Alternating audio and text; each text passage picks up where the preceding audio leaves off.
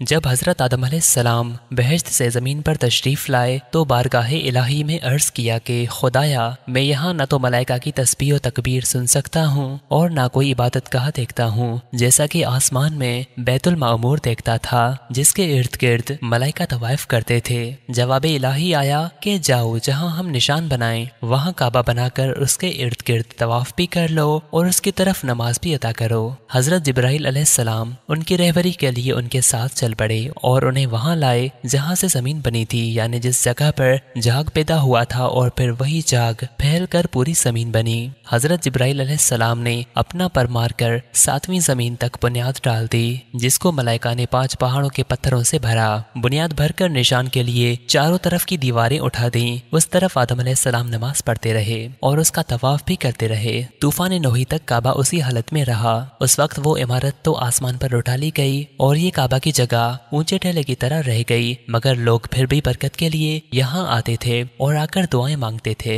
پھر ابراہیم علیہ السلام کے زمانے تک کعبہ اسی حالت میں رہا جب حضرت اسماعیل و ہاجرہ اس میدان میں آ کے ٹھہرے اور ان کی وجہ سے یہاں کچھ آبادی ہو گئی۔ تب حضرت ہاجرہ کے انتقال کے بعد حضرت ابراہیم علیہ السلام کو حکم ہوا کہ اسماعیل کو ساتھ لے کر یہاں عمارت کعبہ بنائیں۔ اس کی نشانی اس طرح فرمائی گئی کہ ایک بادل کا ٹکڑا بھیجا گیا تاکہ اس کے سائے سے کعبہ کی حد مقرر کر لی جائے۔